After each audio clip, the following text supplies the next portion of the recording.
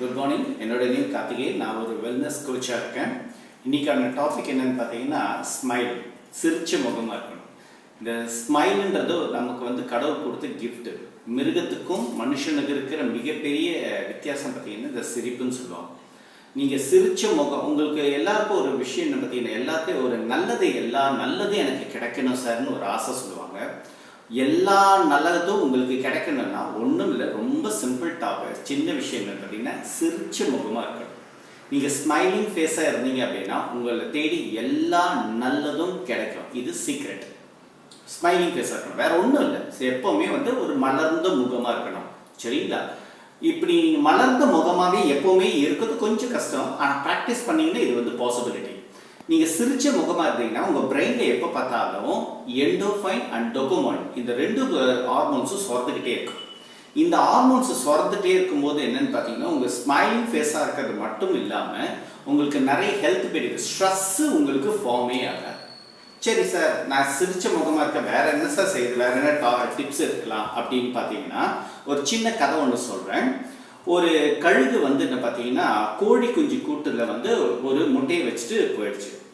அந்த கோழி குஞ்சுகளோட அந்த கழுகும் முட்டையும் பொறிஞ்சு கோழி குஞ்சுகளோட கழுகும் வளருது.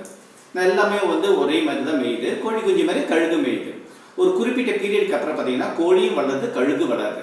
ஆனால் கோழி குஞ்சுக்கு எல்லாமே கேட்டுதான் கழுகை பார்த்து, நீ இவ்வளோ பெருசாக இருக்க, உன் சைஸில் இருக்க எல்லா பறவைகளும் பறக்குது, ஆனால் நீ என்ன மாதிரியே நீயே பறக்க மாட்டேன்னு கோழி குஞ்சு கேட்டது. இதுதான் உங்களுக்கான கேள்வி. நீங்கள் யாரு கூட இருக்கிறீங்களோ அவங்கள மாதிரி தான் ஆவீங்க. கழுகுக்கு மட்டும் ஒரு குணாதிசயம் என்ன தெரியுங்களா? மற்ற பறவைகள் எல்லாமே மழை பெஞ்சது அப்படின்னா ஒதுங்கோ இல்லை மழையில் நனையும், அப்படித்தான் பண்ணும். ஆனால் கழுகுக்கு மட்டும் என்னன்னு பார்த்தீங்கன்னா அந்த மேகத்துக்கு மேலே போய் பறக்கக்கூடிய திறன் கழுகுக்கு மட்டும் உண்டு. ஆனால் அது என்ன பண்ணுதுன்னா கூட வளர்ந்த கோழி குஞ்சுகளோட வளர்ந்தோட விளைவு தன்னையும் கோழி குஞ்சுன்னு நினச்சிக்கிது. தனக்கு இருக்கான திறமையும் என்னன்னு தெரியல. நீங்கள் உங்கள் ஃபோன் எடுத்து கடைசியாக ஒரு 5 பேர்கிட்ட யார்கிட்டலாம் நீங்கள் பேசுனீங்கன்னு பாருங்கள். அந்த 5 பேர் தான் உங்களோட கோழி குஞ்சா நீங்கள் இருக்கீங்களா, கழுகா இருக்கீங்களா? உங்களுக்கான திறனும் உங்களுக்கான அந்த சிரிச்ச முகமும் வராததுக்கு காரணமே அந்த கடைசியாக பேசுன 5 பேர் தான்.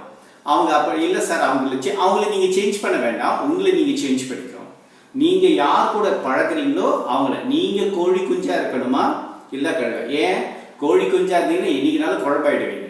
ஆனால் கழுகா இருந்தீங்கன்னா மேகத்துக்கு மேலே பறக்கக்கூடிய திறமை உங்களுக்குள்ள இருக்குது.